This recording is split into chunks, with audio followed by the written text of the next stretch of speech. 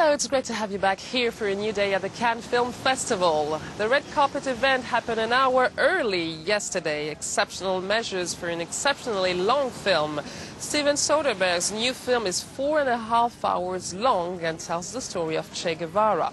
He chose Benicio del Toro to play the iconic revolutionary figure. The film is in two parts, the first on Che Guevara's ascension during the Cuban Revolution, the second on his tragic fate in Bolivia. Here are some images of Che. ¡Milo! ¡Milo! ¡Llévalos enfermos al refugio! ¡Al refugio! ¡Llévalos al refugio! ¡No corran, no corran!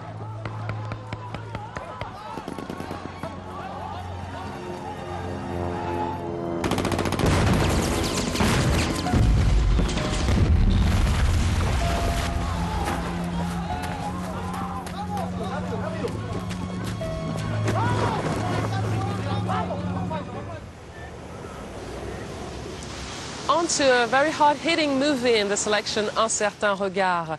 Johnny Mad Dog follows the life of a child soldier in Liberia. The director Jean-Steven Soderbergh captures aborted childhoods, a continent destroyed by absurd wars, and a population struggling to survive and maintain a certain sense of dignity.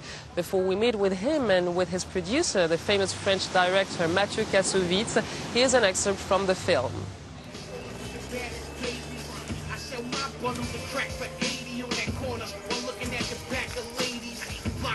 Stand back. Stand back. Don't fucking move my goddamn! Don't fucking move my goddamn jacket!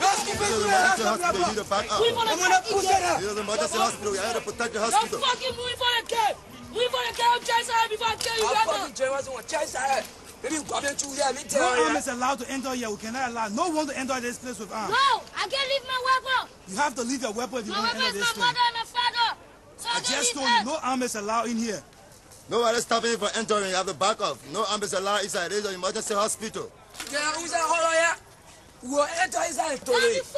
There's no government troop in here. The only people who have here is the surveillance. They only here to take care of surveillance, but now we are the real front, we don't want to threaten the war. Jean-Steven Soderbergh, Mathieu Kassovitz. Good evening. Thank you for joining us on France 24. We've recently seen a number of films on the issue of child soldiers. We had the film Ezra by Newton Adwaka and also Blood Diamonds to a degree. What is your position on this film? What did you want to deal with in particular? I wanted to be very realistic in the subject. I didn't want to cheat with the subject. So I went and shot in Liberia with children who had actually fought the war, former child soldiers. I wanted to be a witness of what they'd seen and allow them to show what they lived through. You weren't afraid, in fact, of deepening the trauma by making them experience all this once more? We took our time. We didn't just do it in 3 weeks. It took a year to make the film. I set up with them in a house. We spoke quite a lot with them. And we used, as lots of NGOs have done, we used theatre and we used cinema as a kind of therapy in order to eliminate this trauma. And this was a way of eliminating the traumas. And at the same time, they distinguished very quickly between their own experience and the job of actors, which we taught them day by day. We didn't think we were taking them back into anything violent because they'd lived through such extreme violence that finally making a film about it was just kids' play. Was this film easy to produce? Financially speaking? That probably wasn't the case. Jean-Steven thinks that it is, yes. It's easy. He's always shouting at us, why can't we get this, why can't we have that? But we worked hand in hand with Jean-Steven, in fact. It's a film that's very difficult to produce, in fact, even before you begin, even before you start writing the screenplay or thinking about the way you're going to fund it. You know it's going to be difficult to finance a film with blacks. You're one of the few people to admit this in public. It's a taboo topic in France. The way you deal with history, the way you depict the black people on the screen. You shouldn't be naive about this. You can't be naive and say, oh, they're racist or whatever. No, that's not the case. You're dealing with finances. They're responsible for big companies, which work on the basis of money, and there are subjects which make it easier to get money back than others. If you try to sell them a subject with child soldiers who don't speak English, so it's going to be difficult to export. There's a lot of violence. There are no whites, there are no big parts. Well, if I were an investor, I've got other problems in my life than child soldiers. I'd say, well, how am I going to get my money back? You drew inspiration from a book by Emmanuel Nongala, a Congolese writer. And this is the basis of the film. It moved me enormously, and this is why I wanted to adapt this novel. And on the basis of this literary structure, I wanted to use this work in order to plunge into reality. I wanted to take a fictional work, although inspired by what Emmanuel experienced in Brazzaville in 1997, and then get into something much more raw and realistic with these children who've just been through the war. And, in fact, the book is extraordinary violence. There's a lot of visual violence. The film is too. Extreme violence. And that's what's interesting. For me, the film is violent only in terms of the subject and its intensity, but you don't actually see the atrocities in the same way that you can see them in reports or newsreel shots that you see at the end of the films. There are newsreel footages at the end which illustrate what we've just seen and which are reality, but we're over on the other side there, and we see the kids who are dead with their heads cut off and so on that you don't see in the film. The film's very soft compared to reality.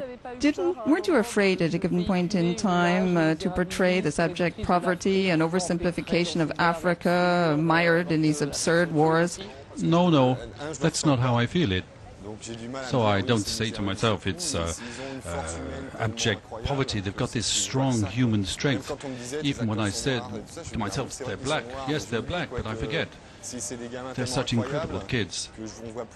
You don't see the poverty or the violence. I see on your T-shirt, Johnny McDodd Foundation, the adventure continues in Liberia. We couldn't stop there. We couldn't stop the adventure there. It's been incredible with the music, theatre and so forth. We want to help them to promote all of these through the film.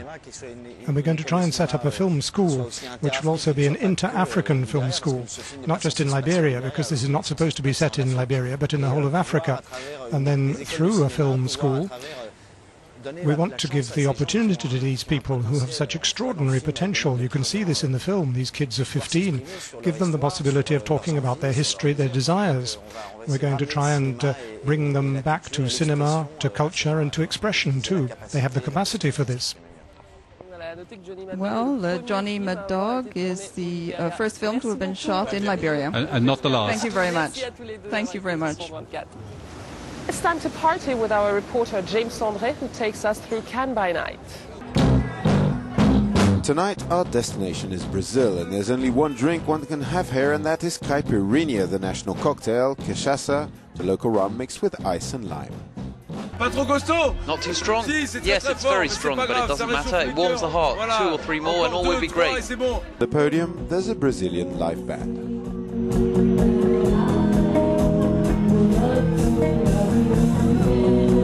In the role of the guest star, Vincent Cassel.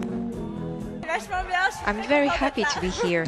It sounds like an Oscar speech, but I'm really happy. And I leave you with this very Brazilian version of Toxic by Britney Spears.